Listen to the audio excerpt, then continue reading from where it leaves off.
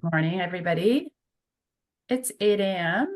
We'll be starting in just a minute or two. I'm just going to give a couple minutes for people to drift in, and then we'll do some introductions and get started. Thank you for being here on time.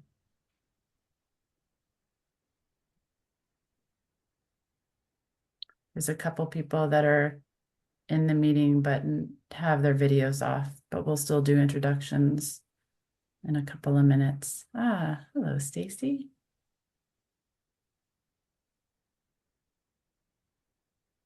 I'm just going to give it maybe a minute.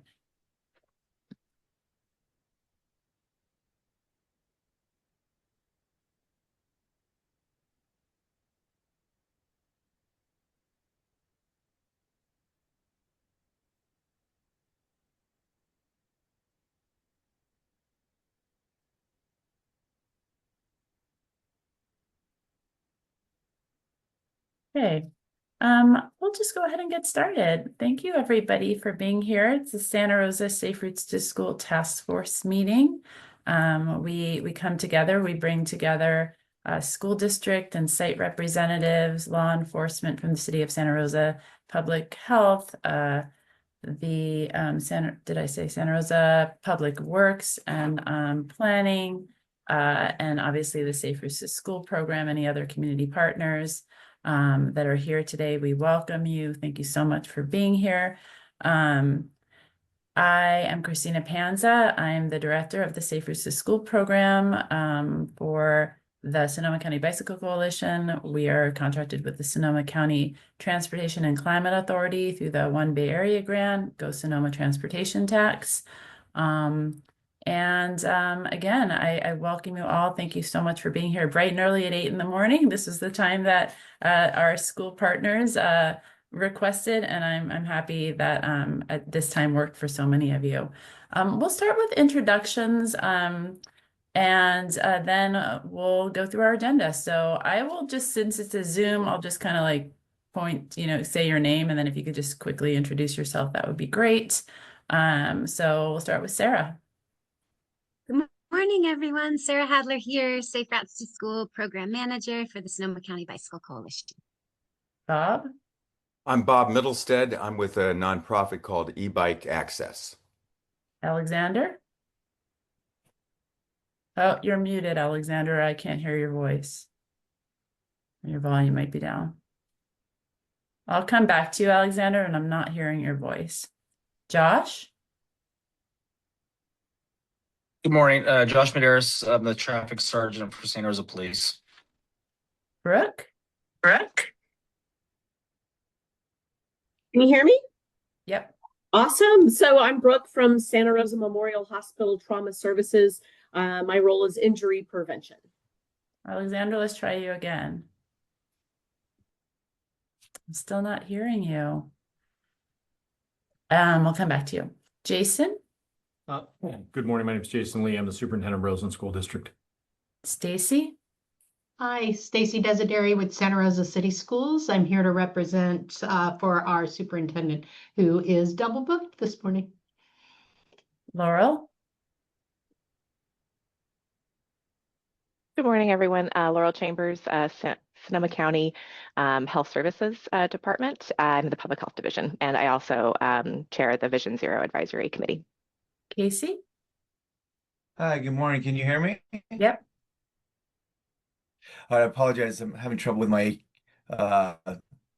computer video, but I'm Casey Thornhill, assistant principal for the Bennett Valley School District. You were cutting out, but I believe you're the principal in Bennett Valley, at the assistant principal at Strawberry and Yalupa Elementary. Is that correct? Yes. Lori Polahort? Yes. Hi, good morning. Lori Polahort, principal at R.L. Stevens Wright School District. Macy? Hi, I'm Macy Uhola. I am the principal at Wright Elementary. Christine? Hi, I'm Christine Culver. I'm with Supervisor Corsi, 3rd District, County Sonoma Board of Supervisors, and I don't have a camera on this computer. Michael? Hey, good morning. Michael Kellison, Superintendent of the Bellevue District. Let's try you again, Alexander. See if you're. No, I don't know what's happening. Maybe try going in and out, or your volume on your actual computer maybe out. Well, hopefully we'll resolve it by the time you present. Did I miss anybody? Okay. Well then let's go ahead and get started with our agenda. We are going to start with a presentation about e-bicycles, e-motos, and youth safety. We're beginning with, I'm thrilled that we're joined by Bob Middlestat.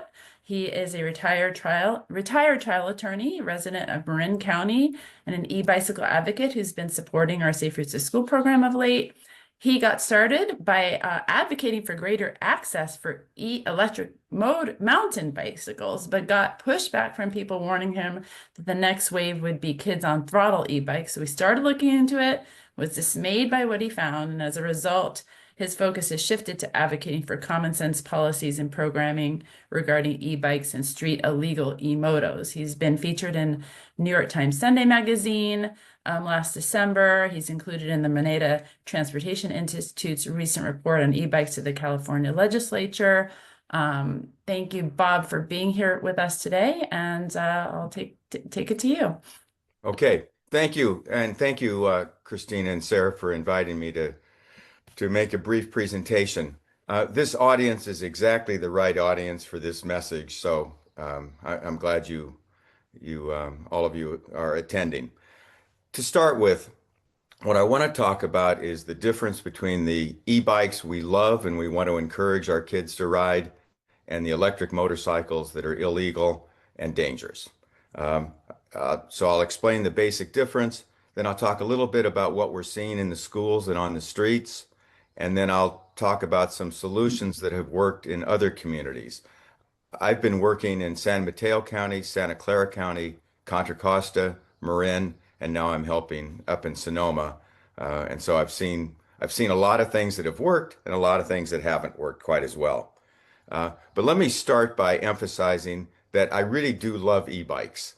I have the dubious distinction of being the San Francisco Chronicle's poster child, actually poster G, old person, on the benefits of using e-bikes when you reach my age. So I'm pro e-bike, but in advocating for more access for e-bikes, I've come across the problem of e-motorcycles, and e-motorcycles really are given a bad name to e-bikes, which is one reason I'm so passionate about this issue. Let me start with just the basics. There are two types of e-bikes. One, reflected on the left here, are the ones you still have to pedal, and the motor helps you pedal, but you still have to pedal. The other type of e-bike are the ones with a throttle. So they're like a motorcycle. You don't need to pedal them at all. You just twist the throttle or push the throttle button, and you can go, as fast as the motor will let you. On the pedal assist side, the state has divided it into two classes, Class 1 and Class 3. The difference is Class 1, the motor has to cut off at 20. Class 3, the motor cuts off at 28.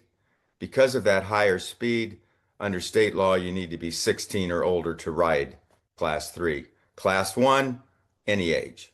That's pedal assist, so let's put that to one side. The focus here is going to be on the throttle activated ones. And the state, 10 years ago, wanted to encourage people to ride e-bikes.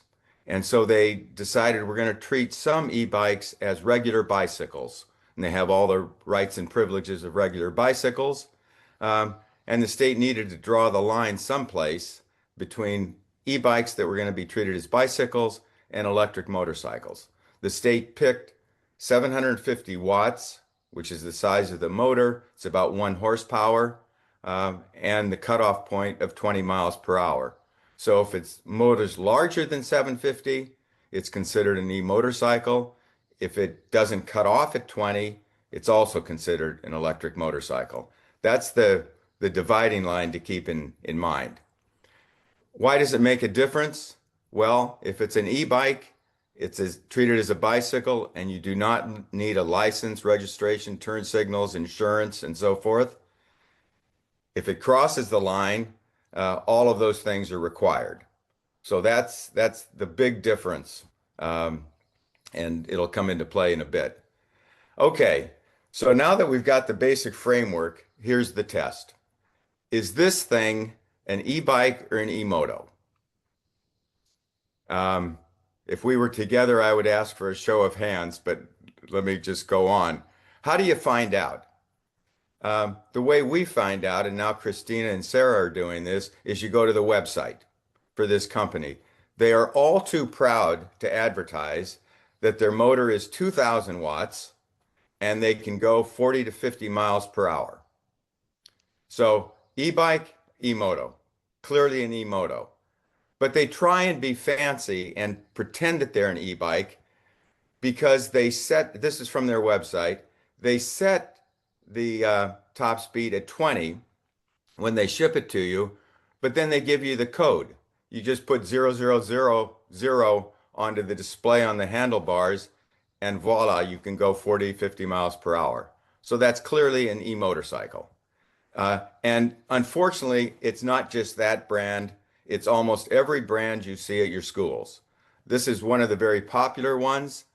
When they say 35 miles plus unlocked, they just mean using their code or using the app that they give kids for their smartphones. What do all of these brands have in common?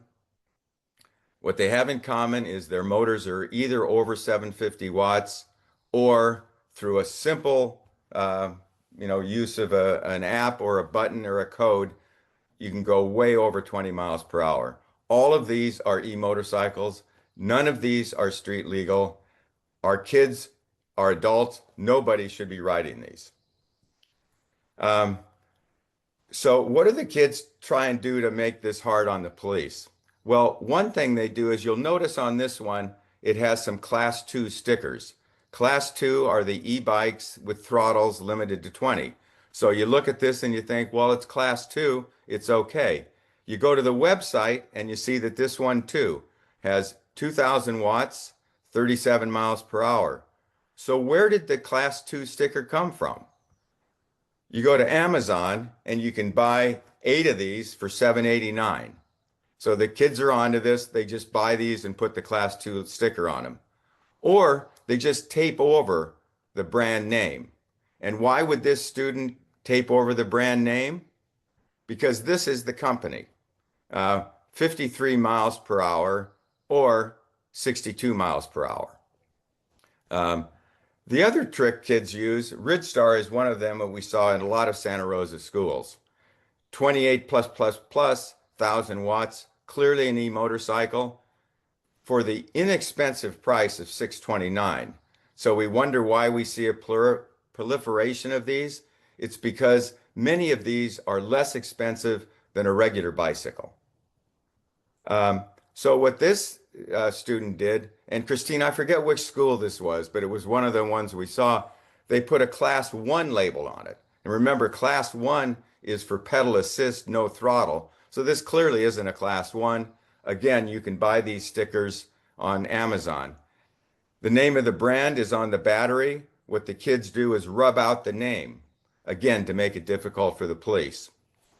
So is this a big problem or a little problem? Take a guess on the percentage of e-bikes versus the percentage of e-motos that we see at local schools. And this is not unique to Santa Rosa, Sonoma. It's really true across counties.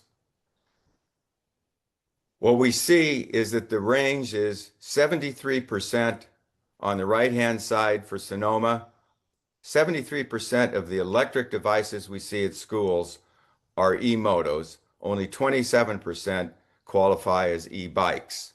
And the percentage is even higher in Marin, San Mateo, and Santa Clara. For the Sonoma schools, this breaks it down into high schools, middle schools, and then Santa Rosa high schools and middle schools. And you'll see the range is about the same across schools.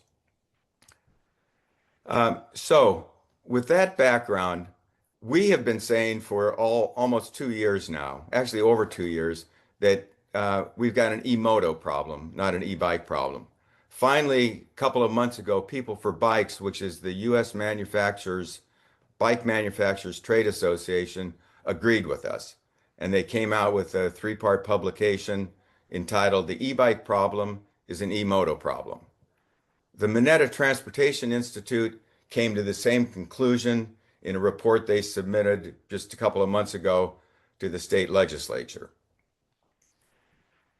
And most importantly, in April, the state attorney general, joined by the district attorneys in 3 counties, issued a consumer alert alerting consumers to the same point, that if it's too fast, it's not an e-bike, you might be riding illegally.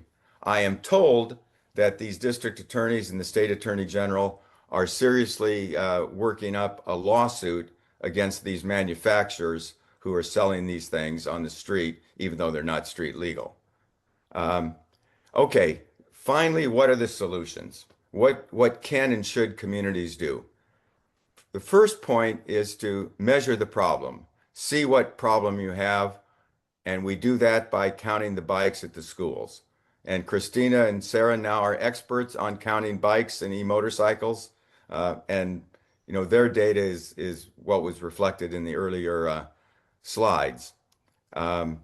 We've got great cooperation from school districts across the Bay Area, with one exception, to let us come in and count bikes and then give the reports to them. The second thing, and this is for the public health people, is to measure the problem in terms of the injury data. Marin County has a bicycle accident dashboard that separates the accidents based on 911 calls into electric and conventional.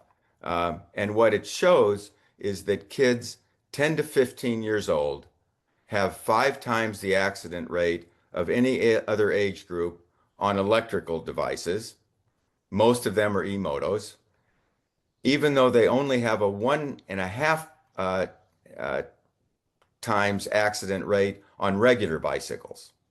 And so we attribute the much higher accident rate on electric bicycles to the motorcycles that they're riding. So this is the other aspect of tracking the problem. Enforcement is the issue. There's a lot of action in Sacramento to pass new laws. We say that all we really need to do is enforce the existing laws. And there are 3 of them that are important. It's a crime to drive a motor vehicle without a driver's license or DMV registration. And these are motorcycles. I mean, these motorcycles are motor vehicles. It's unlawful for a parent to allow an unlicensed juvenile to operate one of these. And child endangerment is also a crime. And these potential penalties are not just theoretical. More and more we see now that parents are being charged with these crimes for allowing their kids to ride e-motorcycles, especially when they're in a crash. And then finally, schools also have an important role to play for this reason. It is very difficult for police officers, to identify an e-moto from an e-bike as it's speeding by, although most of them are e-motorcycles. It's also, so that's dangerous. The unusual thing about this crime, not to put too fine a point on it, is that it takes place 5 days a week, 7 to 8 hours a day, except for the summer, in one place, and that's our schools. So it's so much easier to enforce the laws at the schools. Here in Marin, the Central Marin Police Authority has cooperated with the Tam Union High School District and Redwood High School in particular to place warnings on the e-motorcycles once they identify them. And then if the e-motorcycle shows up again, it's locked up by the school and a guardian or a parent is required to come pick it up. That has been fairly effective in getting kids to stop riding these and not to have any police involvement, except the police are backing this up by putting their names on the warnings. We also have a problem with kids then parking off campus, and that's where the police come into play again. One final point, what we're talking about here are these e-motorcycles that have pedals. There's a misconception that the only thing that's an e-motorcycle are the Talarias and the Surons that don't even have pedals and don't even pretend to be e-motorcycles. They are the low-hanging fruit. But what we're mostly seeing in the schools are not those, it's the ones that I've gone over here. So you just cannot use as a rule of thumb, if it has pedals, it's okay. Think of putting pedals on a Harley Davidson. That doesn't make it into an e-bike. What makes the difference between e-bikes and e-motorcycles, as I've said, is whether the motor cuts off at 20, and most of what we're seeing at these schools do not do that. So they're not street legal for anybody. So that's a quick overview and the solutions that we've seen work in other areas that I recommend highly to you. One last thing. Some school districts have said, we're not going to worry about trying to draw distinctions between 20 miles an hour below or above. We're just going to ban anything that has a throttle. And most of the throttle devices are illegal anyway. So for ease of enforcement, we're just going to have a ban on throttle devices. Menlo Park City School District was the first to do that. Several others have followed. And for reasons I'm happy to discuss, offline, our recommendation is that this is the way to go. Okay? That's it in a nutshell. Thank you so much, Bob. I'm going to hold questions till after Sarah speaks. I'd like to introduce Sarah Hadler. I'm going to give her a chance to share her presentation. Bob, if you can unshare yours. And then we will move on to what some of our education programming around e-bikes and e-motos. So just give Sarah a second to get her slides up, and then we'll get moving on that.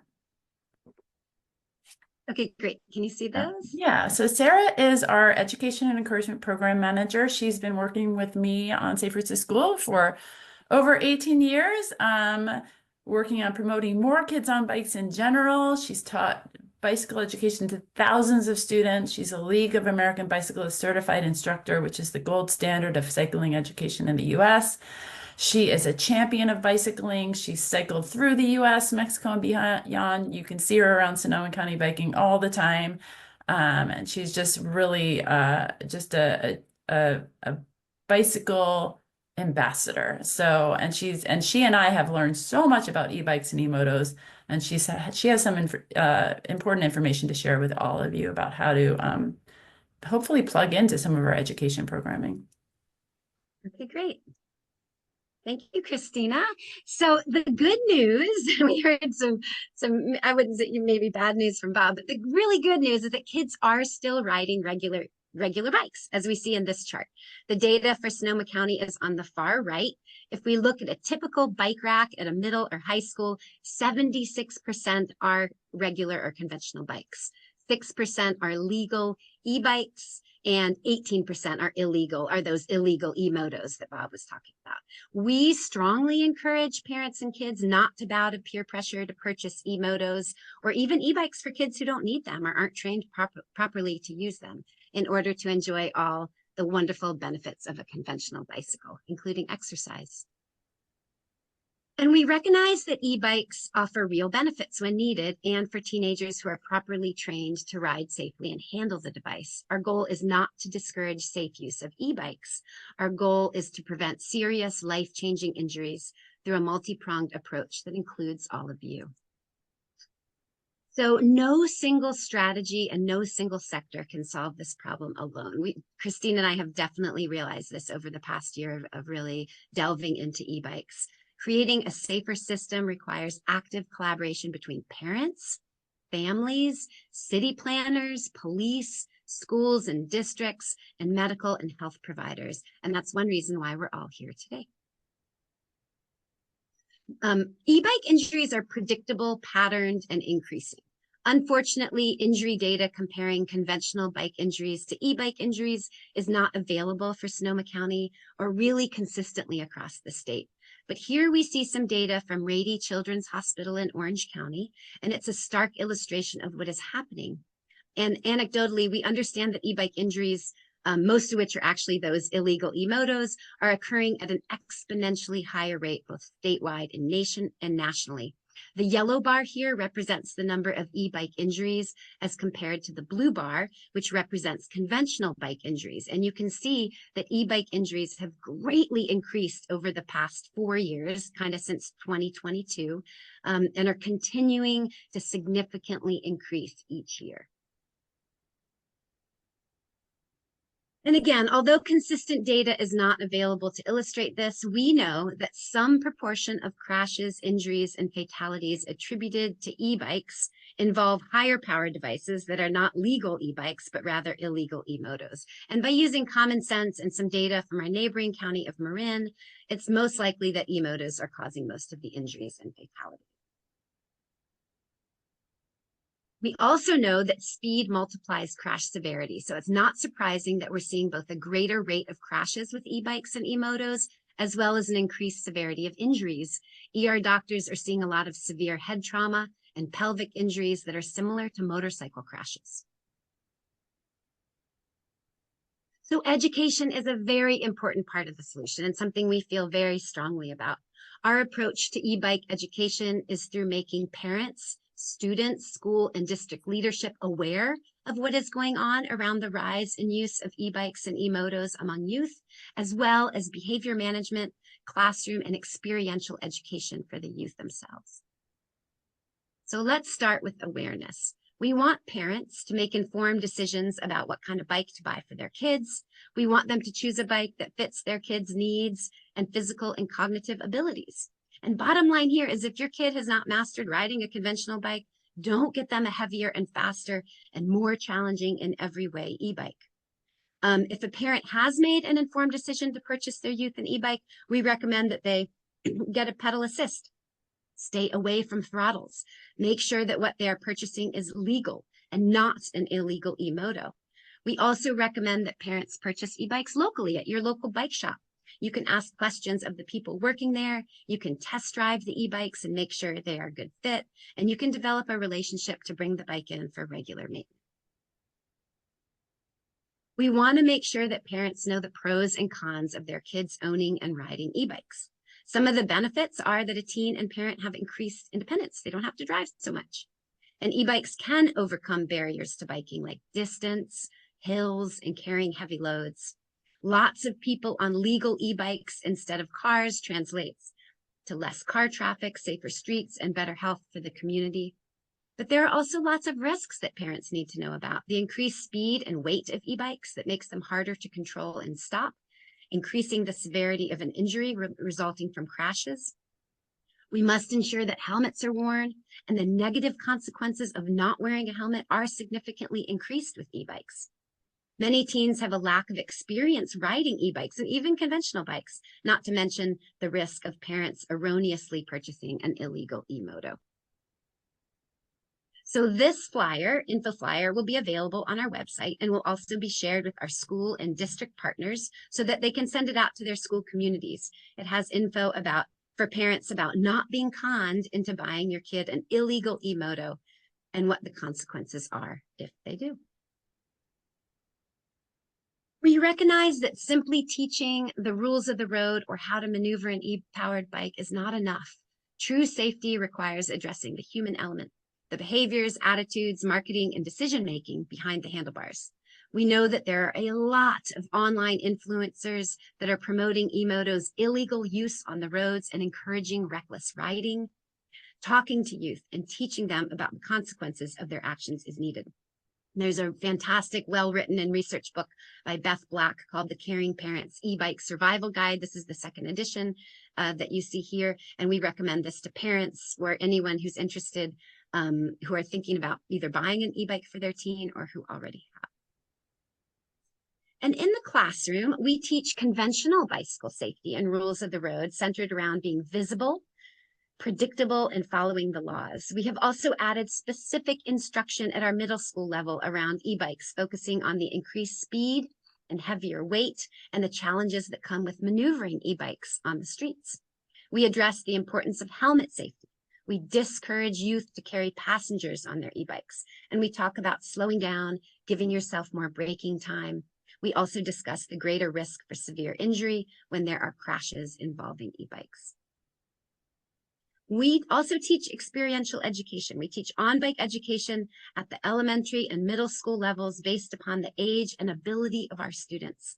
We teach family bike workshops and have added teen on-bike safety commute classes to our Parks and Rec programs. We welcome legal e-bikes to our family bike workshops and Parks and Rec teen classes, but we cannot instruct people who arrive on illegal e-motos.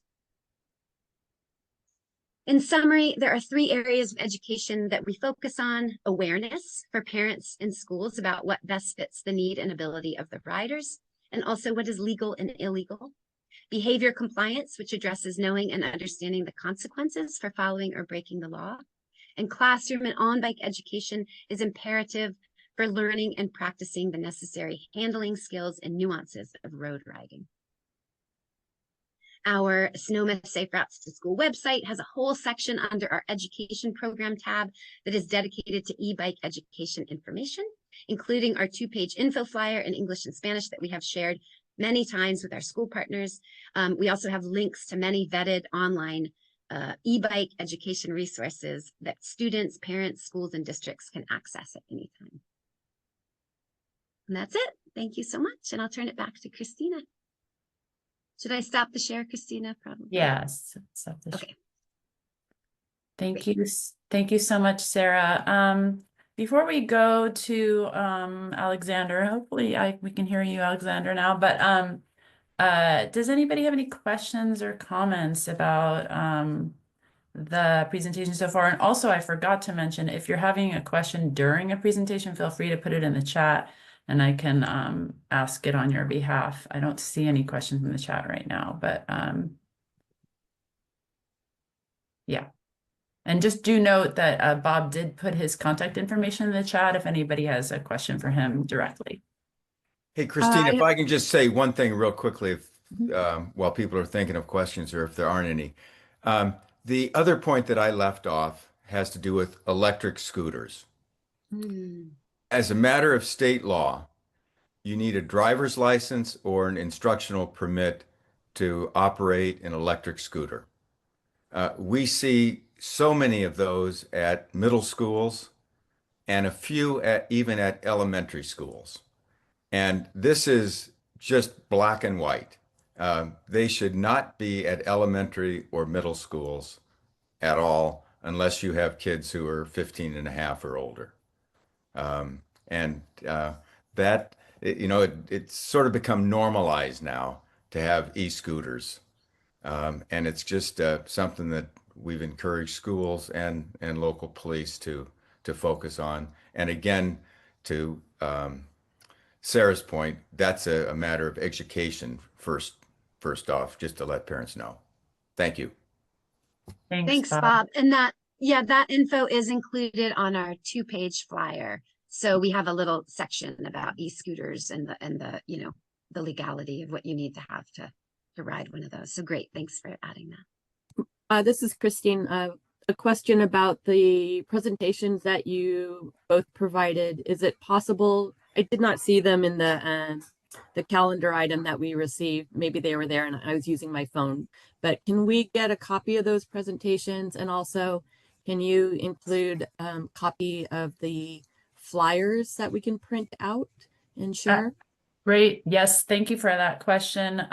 Yes, we'll have a recording for this meeting and I will send the presentations out to everybody who is in the meeting and also who RSVP'd for the meeting. We'll also post it on our website and our task force page.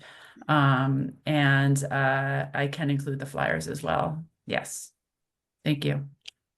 I did want to mention that Sarah and I did visit every public high school and middle school in Petaluma, Santa Rosa, Sonoma, Rohnert Park, Sebastopol, Windsor, Healdsburg, and Cloverdale to do bike counts this May.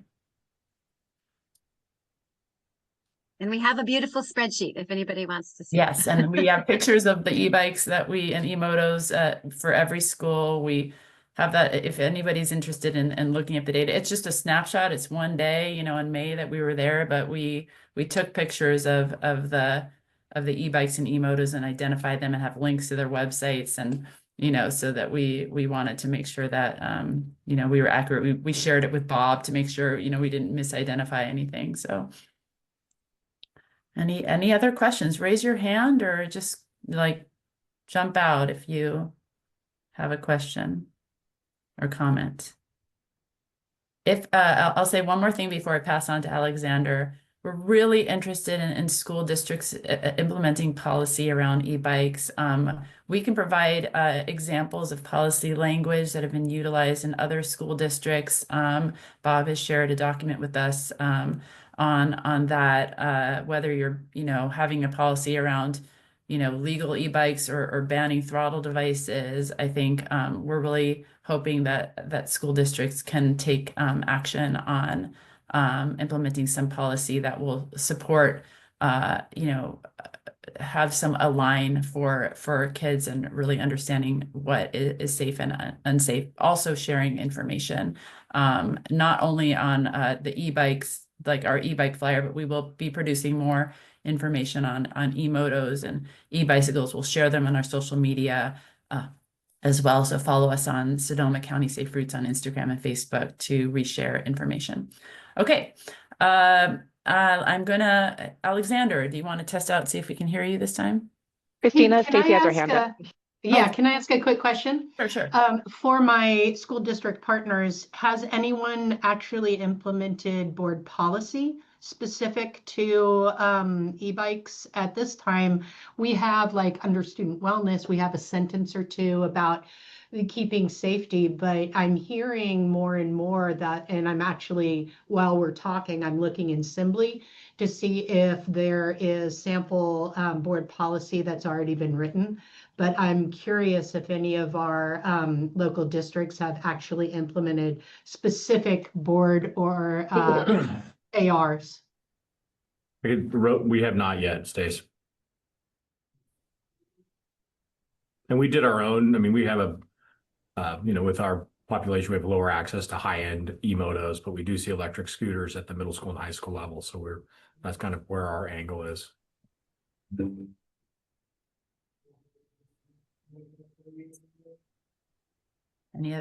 Thank you for asking that question. And again, please reach out to us if you're interested. We would love to know if you're implementing board policy so we can share that information also. If we've got some great examples of districts that are implementing policy, we'd love to share that with other districts and have us all on the same page about this. Okay, so I'm going to pass this on to Alexander to give us an update on Santa Rosa City Public Works and Planning and the work that you're doing with Safe Routes. Oh, no, we still can't hear you. Darn it. Okay, wait, do you have a plan B? Okay. Give him a second.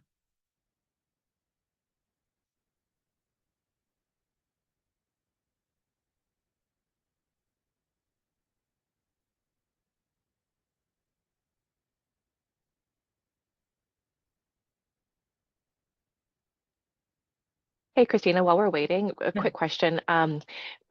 Did the counts at the elementary and high schools, was it more or less consistent across all of the schools that you looked at, or were there like huge spikes in e-motos in different places? You don't have to name any names, Great just question. curious. So we did not go to elementary school, middle schools. Yeah, there were some schools that were higher. Well, yes. Yeah, there were definitely. Yeah, there were definitely some school, like for sure. It surprisingly, middle schools had a higher percentage generally of e-motos, and the larger middle schools probably just more so.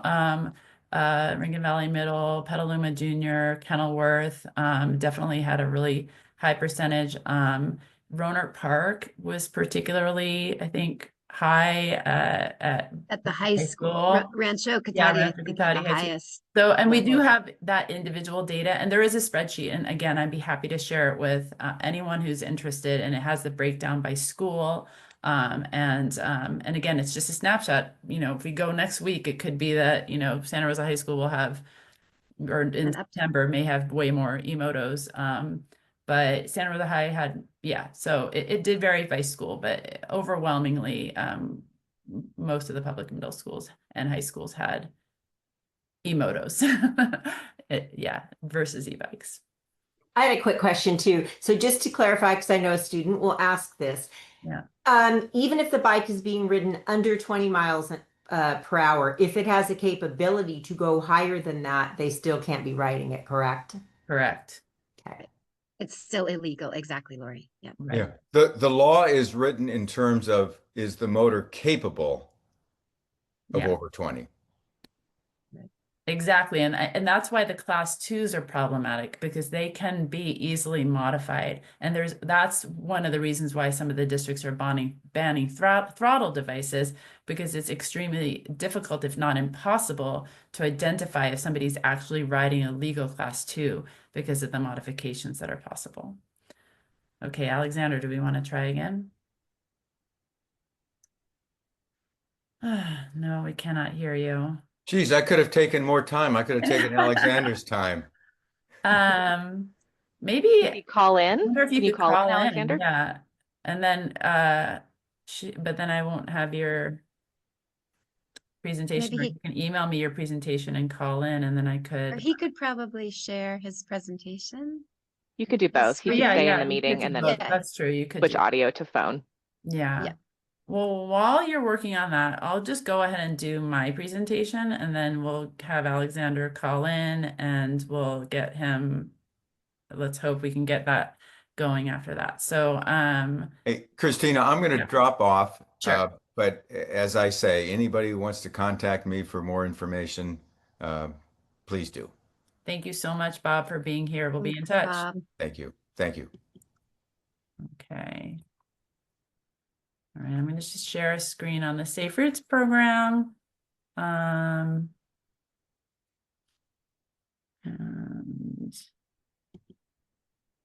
there's a presentation. And, how do I go into presentation mode?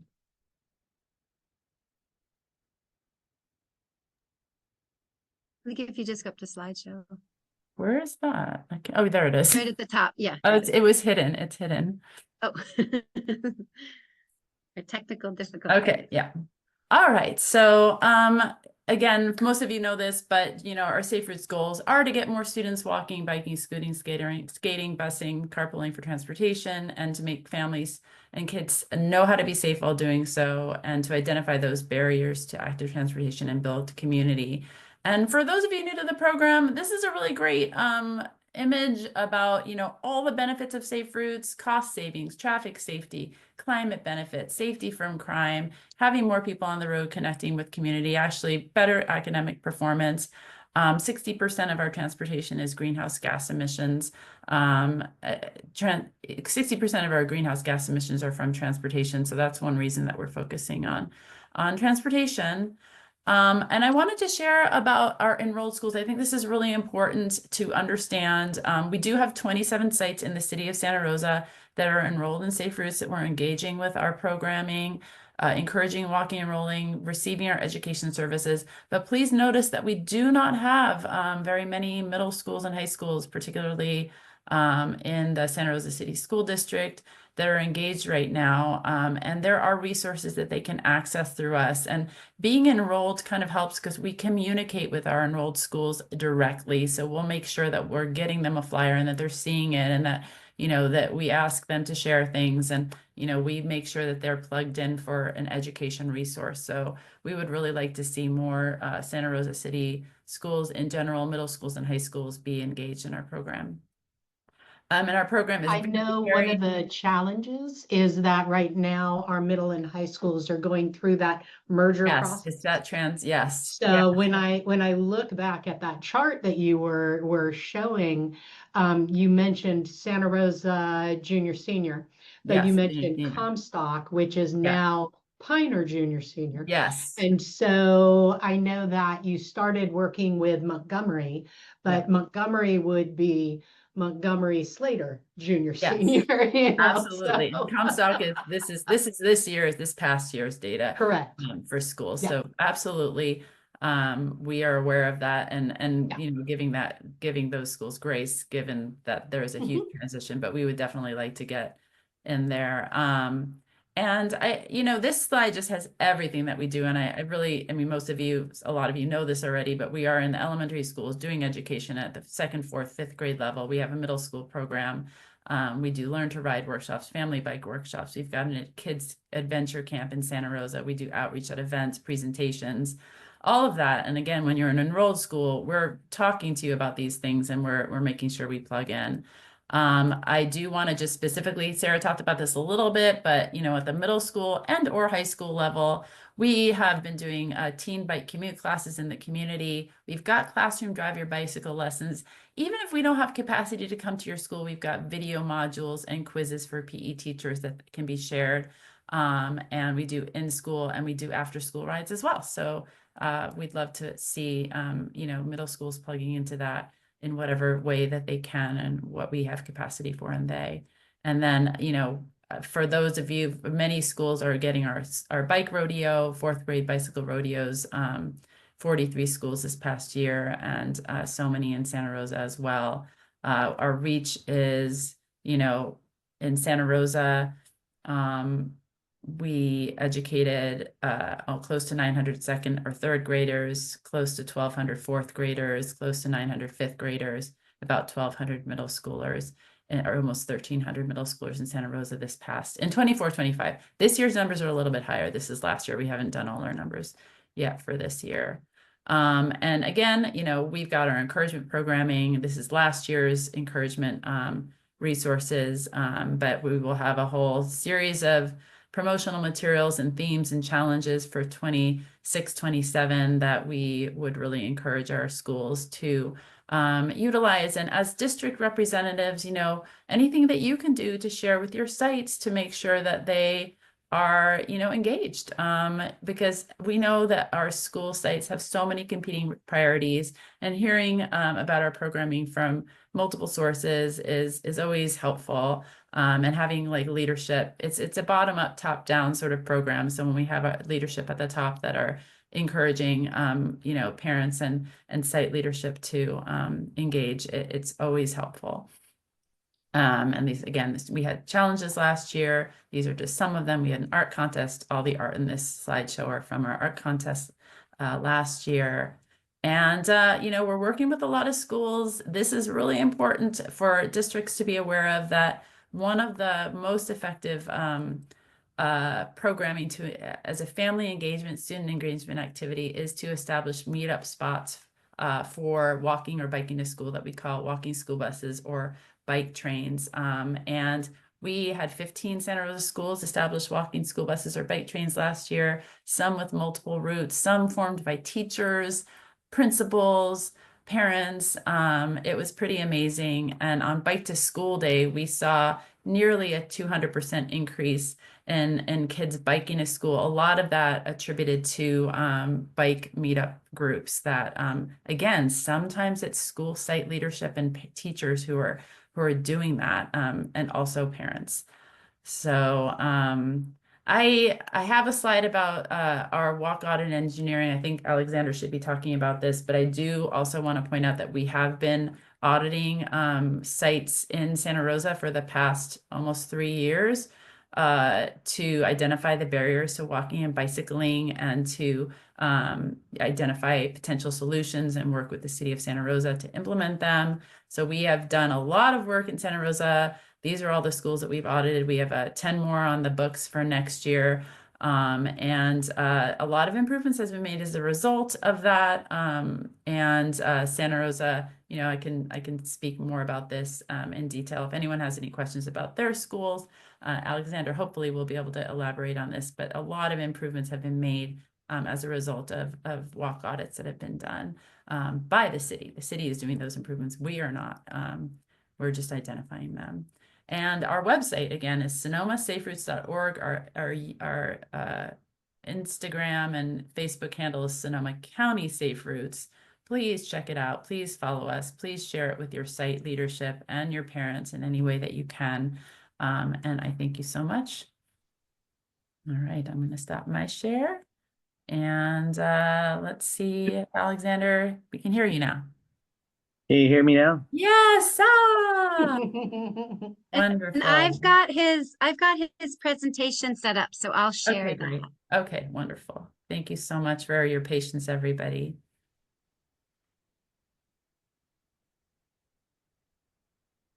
Hopefully it'll go to slideshow from beginning. Okay, and then Alexander, you can just let me know when you want me to shift.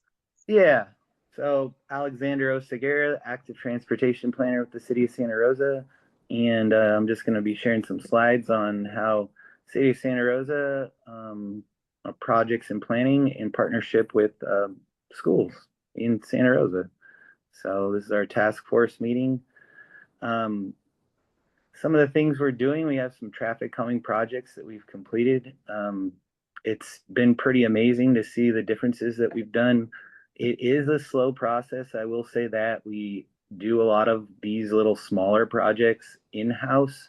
So it takes time, and our crews are extremely busy doing other maintenance tasks, and we're asking them to do actual projects when historically they've just been in-house maintenance only crews for like striping, concrete work, and asphalt work.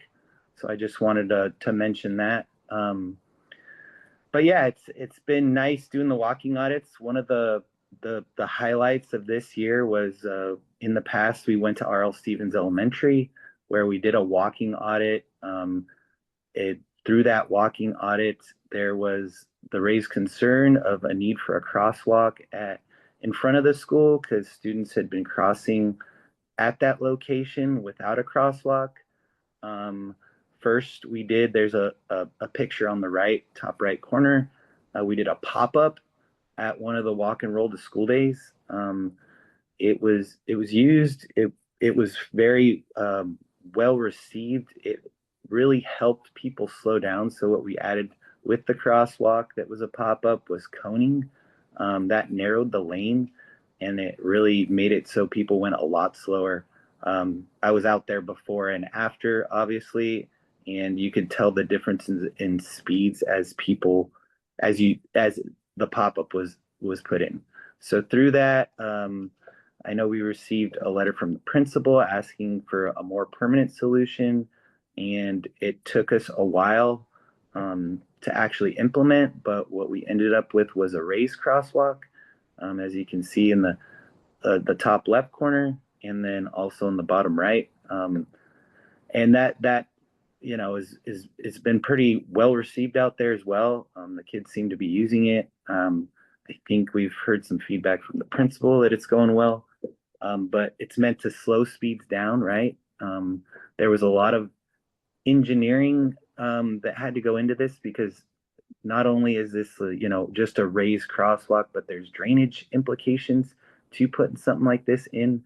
So we had to figure out a way to make it cost effective and able to meet the needs of the street that were already existing. So it took a while and some figuring out, but we got there, and I think it's been a great improvement. You can go to the next slide.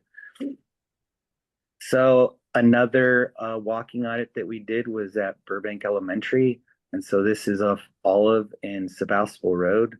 One of the things that was noticed in the walking audit was that, in order to make it easier and safer for kids to walk to school, it'd be nice if there was more sight lines and sight distance. Hope most of you should know this, but if you don't, at the approach to an intersection for 20 feet, there's supposed to be daylighting, which means, no cars are allowed to park there, usually red curbed. We don't have the resources to red curb every intersection in Santa Rosa at the approach, but as things come up through walking audits and through concerned citizens reporting them in, we have been implementing certain projects. So this is one of those projects where at the intersection of Olive and Sebastopol, we were able to take some space back so that it's, instead of for cars, it shortens the crossing distance for kids crossing the street and hopefully makes it easier and safer for those kids to get to school. Go to the next slide.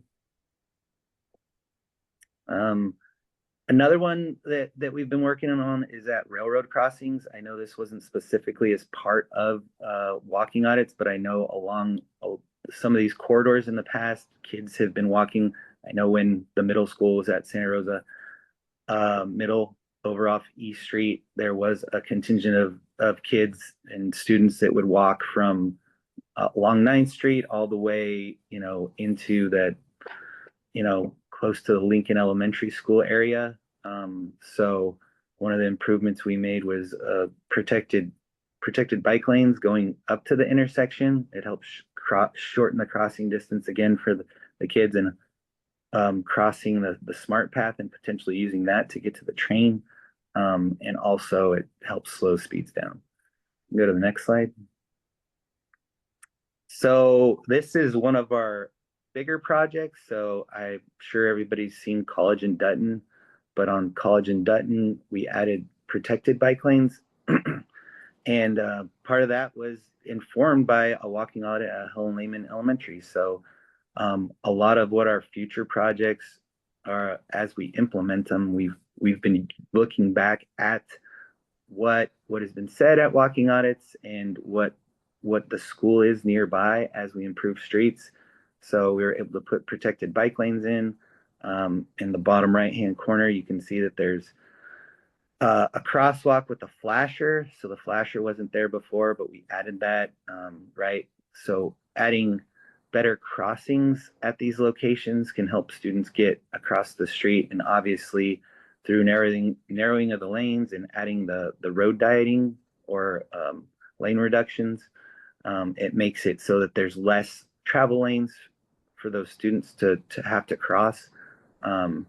So overall, it's been great working with the schools and getting the feedback during the walking audits to help improve our streets as we go along and do these pavement maintenance projects. I know as well, as part of the Helen Lehman audit, we did a stop controlled intersection right in front of the school, so an always stop. So I hope that's been helping improve circulation there and getting kids across the street right in front of the school. Next slide, please. So yeah, one of the things that we do is we really try to partner with the schools. So I always tend to go out there during Walk and Roll to School Day. We went to Helen Lehman this year. It was pretty exciting to see. There was about 30 to 50 students that came along the bike train, and it was a lot. I was a little nervous at times because kids were all over the place and we're trying to corral them, but it was exciting to see the excitement from parents, the kids, and even the principal there. So a great day, a great experience, and we always try to be helpful and see if we can help steward the kids along the way to school. Next slide. So we got a bunch of projects actually that have been in the hopper for kind of a while, but Calistoga Road improvements. So we're doing like a pavement maintenance project that's also in line with our sewer and water project. So it was a sewer and water project originally, and with that, we're like, okay, we always have to usually reconstruct the roadway after that. So then we were asking ourselves, okay, well, how can we improve the street for everybody, not just for motor vehicles, but people walking and biking, especially since there's a school, Sequoia Elementary. It was one of our very first walking audits that we did as we started this long series of doing walking audits, and that the community input and through the walking audit and parents actually voicing, getting their voice out there and letting us know that they wanted some more improvements out there. We've been able to do a lot of shortening of the crossings at the side streets and adding curb extensions, like hardened curb extensions. So sometimes we do, like I showed earlier, curb extensions through delineators, but this is like actual concrete work that's being put in place to shorten those crossing distances and make the crossings better and the sidewalk area better and the people more visible as people are turning onto those side streets, and then marking those crosswalks, but then also putting in a two-way protected bike lane in front of the school so kids from the neighborhood can access the school without worrying about vehicle traffic. So that project is currently underway. I know there's also, so the next bullet is about Jennings Avenue Smart Crossing as part of the Helen Lehman walk audit that's been kind of informing that process and trying to make the connection, because there is a contingent of apartment complexes on one side of the smart tracks, and now with that crossing you'll be able to potentially walk or bike to school going across the railroad tracks. Another one from kind of like the Santa Rosa Middle School / Lincoln Elementary walking audit was the North Dutton Avenue. We're going to be installing class 4 bike lanes and road dieting the road there. That project was supposed to happen in the near future, and I think it's been delayed a little bit. Hopefully we'll get to that very soon. I'm hoping like late summer it'll break ground, early fall, but that is a project where it's going to be just striping, so it'll again narrow the roadway so it's easier for people to cross the street across Dutton.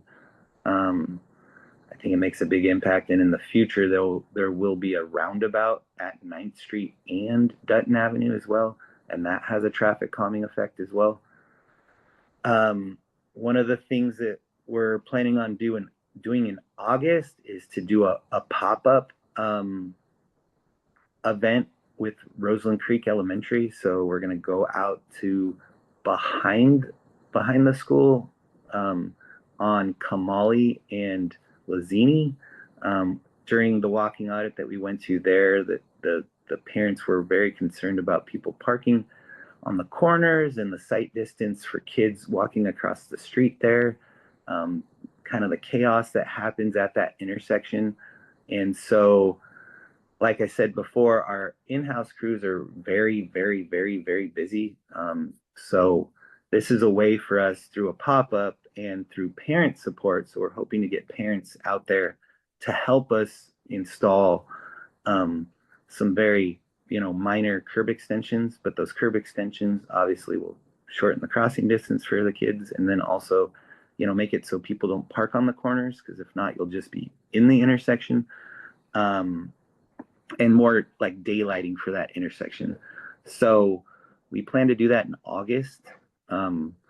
That's kind of the first one, our first go at like having parents involved, but hopefully with the support of the parents we can get that intersection dialed in a temporary fashion, so that when our streets crews do have time, they can come in and implement something a little bit more stable and permanent. But I'll be out there kind of leading that, and we've talked to the principals out there, and it should be a good event. We're still kind of in the planning process to send out a flyer, creating a flyer for parents and the residents in that area. And then we have a list of RFBs, right, at Montgomery High School, Lincoln Elementary, Spring Lake Middle School, and JX Wilson that we have been waiting to get to. This is another one where it takes time to create plans, to install these, and then it also takes time to get products from the manufacturer. So the products, the RFBs, and the poles, and the things that are needed for those to be installed are finally here. So hopefully sometime early next year we'll have those in. If not, sometime late this year. But yeah, that's part of a TDA grant funding project that was informed by walking audits, but also by our bicycle and pedestrian advisory board. It's the one thing that they get to decide. There's definitely a lot of gaps within this neighborhood for sidewalks.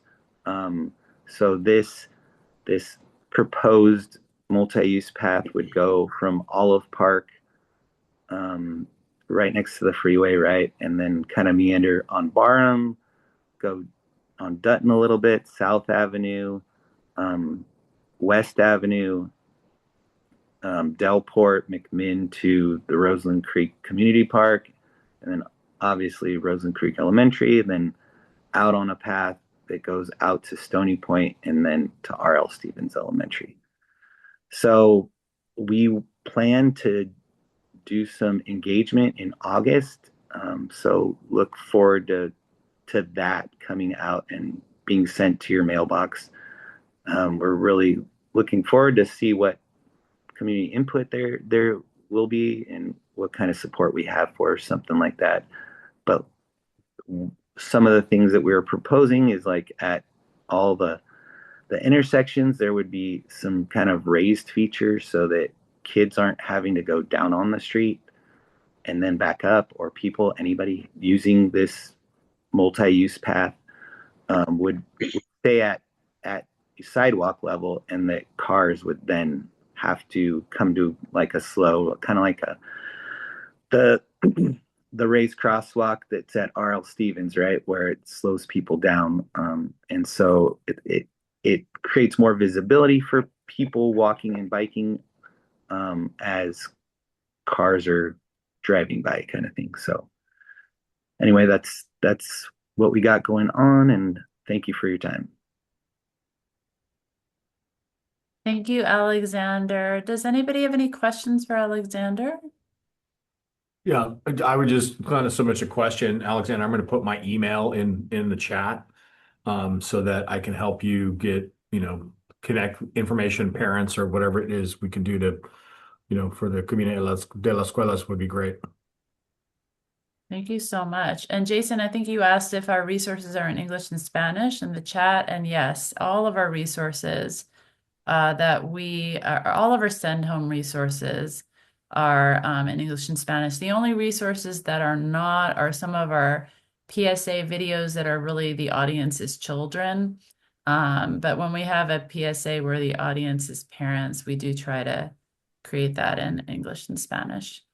Does anyone else have any? Oh, I actually had a question for Josh, if he's still here, Sergeant Medeiros, about the Santa Rosa Police Department, and just like your enforcement activities around e-bikes and e-motos, like what you have been doing, if you have any plans to, support schools with e-moto identification, or any resources that you may have that I haven't seen necessarily that we could, partner to share. Yeah, we've been taking more enforcement when possible. More often than not, like you and I have discussed in the past, these typically end in some sort of pursuit with some of these kids, which doesn't benefit anybody.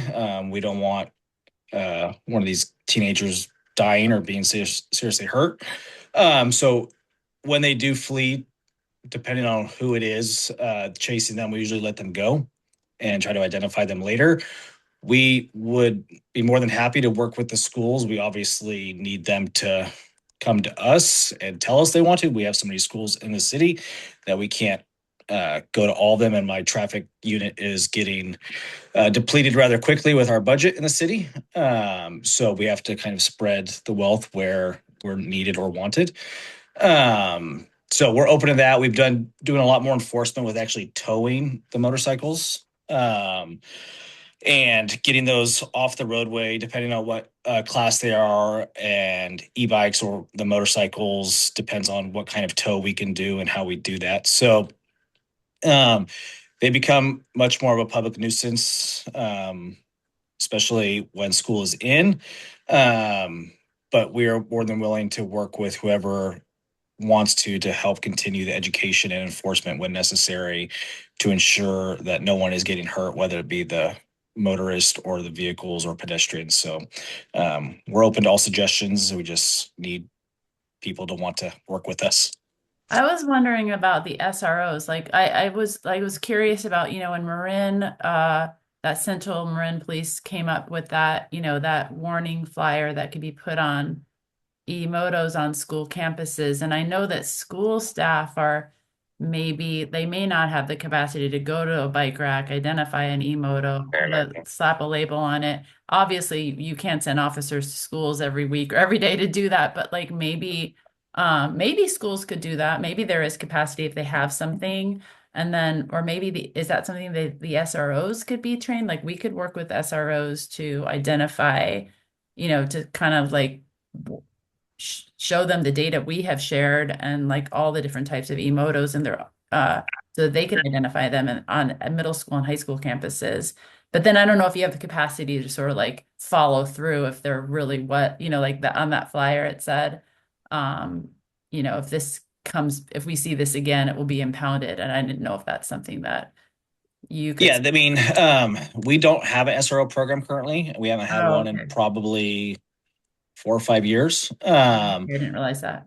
We are working to bring it back, but with staffing and budgetary issues, it is difficult. So there's a potential, rumors I've heard that there could be one returning next year. I don't know what that would look like. And it would be a work in progress as it gets built back up.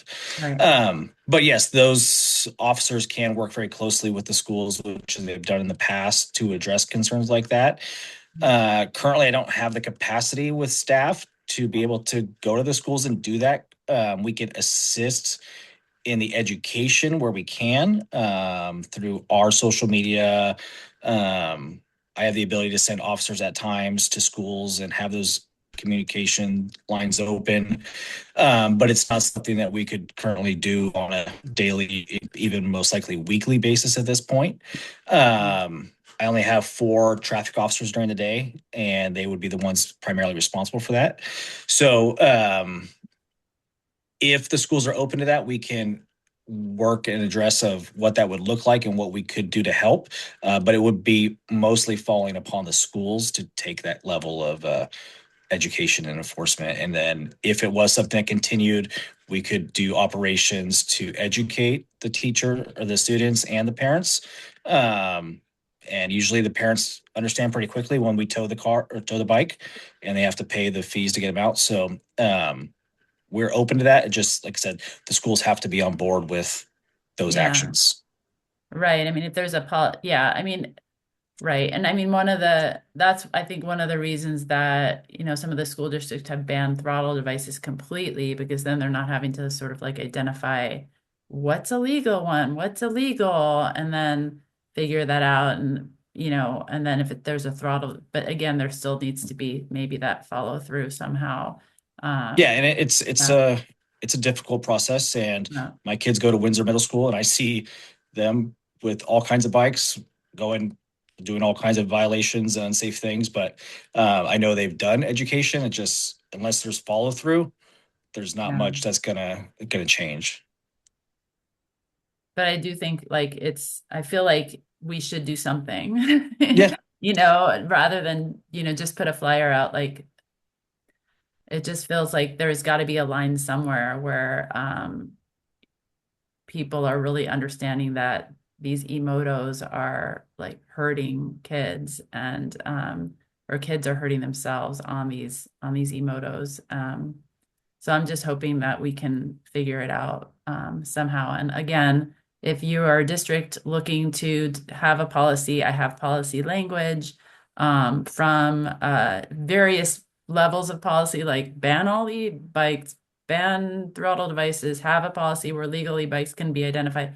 I have samples of that. We have things like, parent letters, agreements between parents and kids. That I'll post everything on our website except for the policy language. I'm going to keep that one, just if you request it. But any other resource will be on that e-bike page on our website.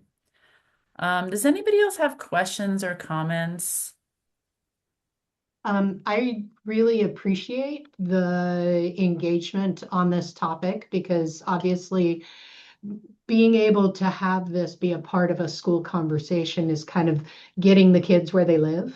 The challenge is, and I'm not speaking for any other district but mine, um, we have to make sure that any sort of work or policy we implement is manageable with reduced staffing. Yeah. Because we don't have as many people around, and being able to offer, well, our team will facilitate a parent education night, or we'll go out and manage the, like I'm looking at sample policy and it says that all elementary students and all middle school students will engage in a bicycle training program. We don't have the capacity to implement policy that requires that level of intervention. So again, I don't speak for any other district. We just have to ensure that any policy we adopt or implement is something that is manageable with the number of humans we have. Yeah, it's understandable for sure. And as we transition into that new year, there's going to be new adults and new leaders at the school sites. So we'll want to work really closely with you, because you may be emailing the wrong people and then feeling frustrated because why isn't so-and-so? Well, it's because so-and-so is not at that school.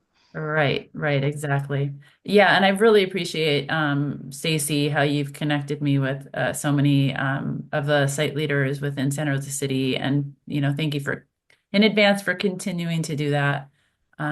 We'll keep working at it. And again, we do have resources that are maybe fairly easy to implement in terms of, and even like sustainable, because even if like the Safe Routes program goes away, we have our online video modules, and we have a number of schools in the county. Petaluma City schools, middle schools have been using them in their PE classes. And so it's really easy for the PE teachers to assign like the 10-minute modules to the kids, either as homework or show them in class on a rainy day. And that's a really great low-hanging fruit way to get that education out to the kids without a lot of cost or need for teachers to be trained.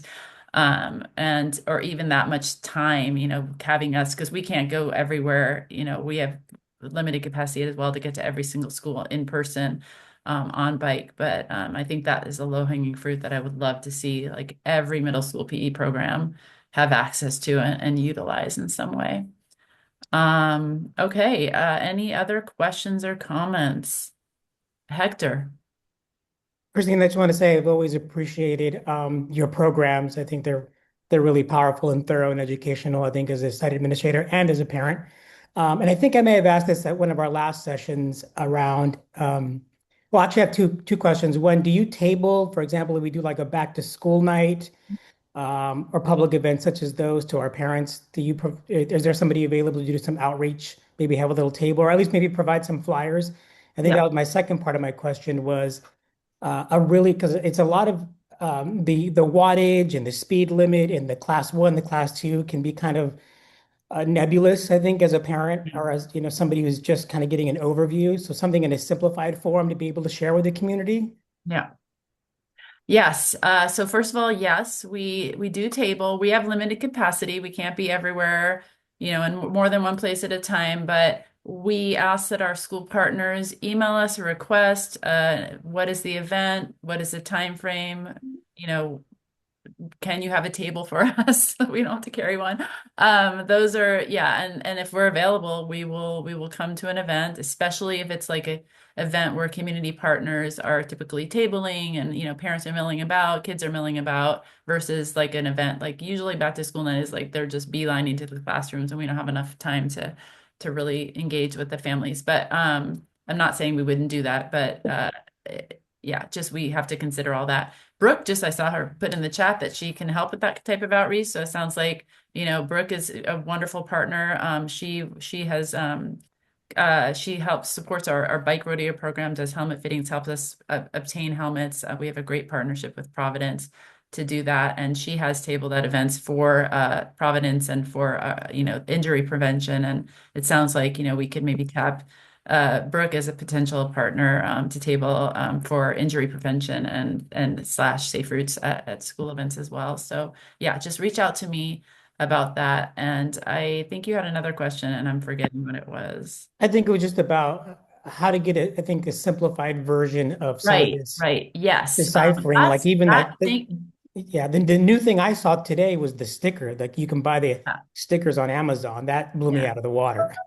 I'm working on it. Like we have our flyer, and we had, we didn't create an Emoto flyer. Petaluma Police Department created a really good Emoto flyer that we shared out just so people could see that. But we are working on more materials and kind of like I really want to step up our social media on this topic and have some like, slide shows sort of like what's an Emoto, just like simple English, Spanish slides on that topic, and so we'll do more. I think through social media might be a really good way to get the more simplified pieces out as well. But yes, and we can continue working on it.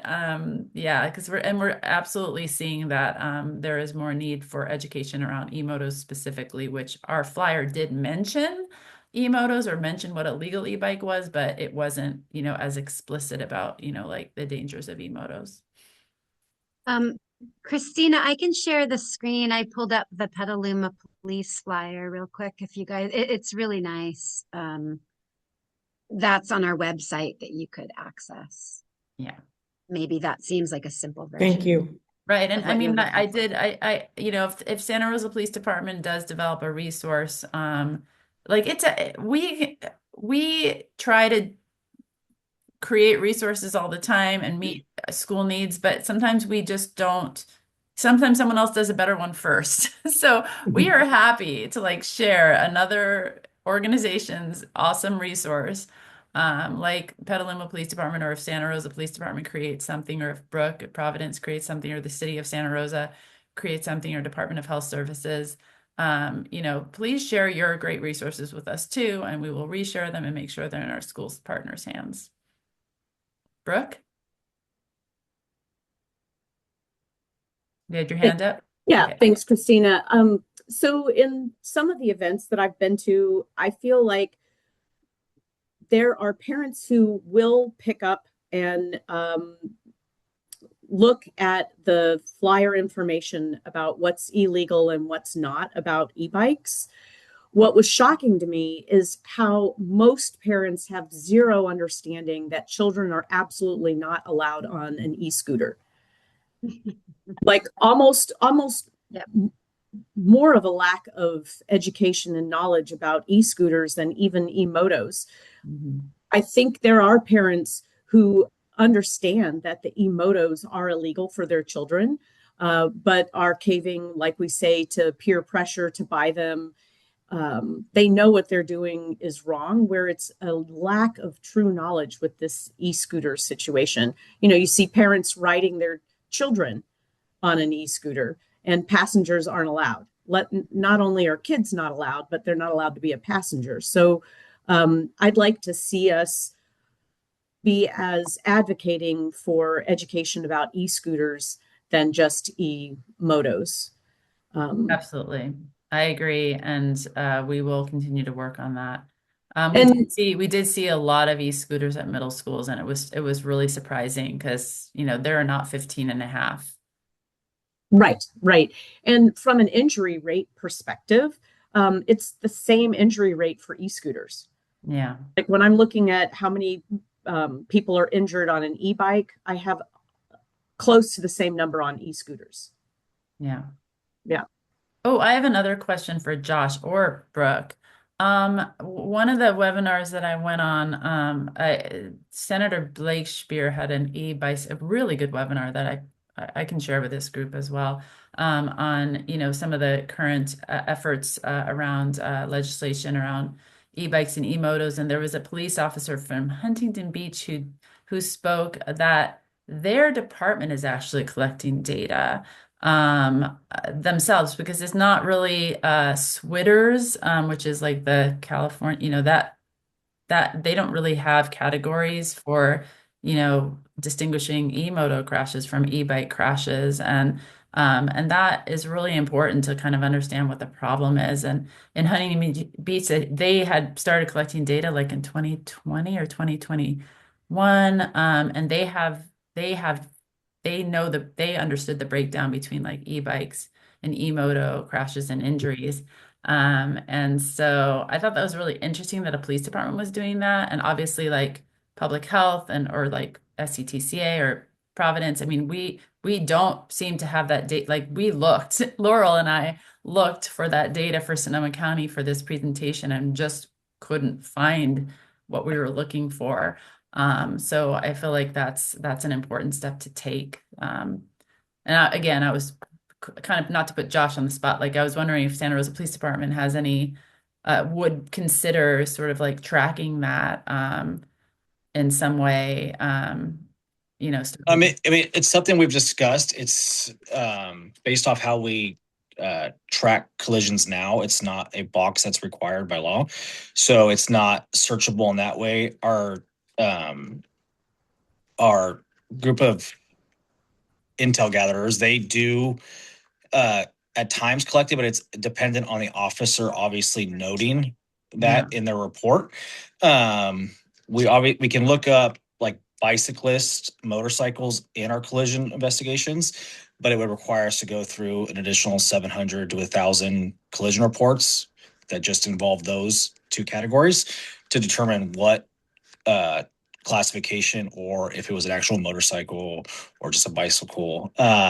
So it is something we've discussed with other more pressing things in the department currently.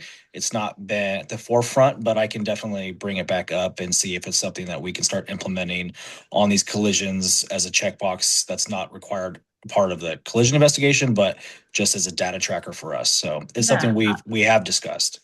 And I'll share that presentation with you, Josh. I think it would be, if you had the time to check out, the portion from the Huntington Police Department, it might be worthwhile to. Yeah, I think one of our captains actually saw that presentation, or because he had data from them. Okay. But I would gladly look at it and see what we can do to make a change. Sounds great. Christina, real quick, the injury codes do not specify between an e-bike and an e-moto. Yeah. Both fall under the motorcycle category for mechanism of injury. But what I have found is it's really important for when anybody is documenting about an injury that they are very specific if they have the knowledge on what type of conveyance that the person was injured on. And I don't know if Safe Routes to Schools, or maybe Laurel from the county perspective, if we can get our EMS to be specific on their run reports, that would be very helpful. So from my perspective as working with our trauma registrars, we rely on the reports from EMS to help us understand the mechanism of injury. And if they just say it was an electric or a motor-sized bicycle, or they don't understand the difference between an e-moto and an e-bike, that's where the breakdown in data falls, is with our EMS not being specific about the mechanism of injury. And maybe we can work together as a task group to ask them to be more specific. Laurel? Yeah, that's a great idea, and I can definitely ask them about that. They're in my building. Excuse me. It is tricky to tell the difference between an e-bike and an e-moto. Christina was showing me the pictures that Sarah and Christina collected, and I took a picture of every bicycle-shaped device that looked like it had some sort of motor. It's really hard to tell.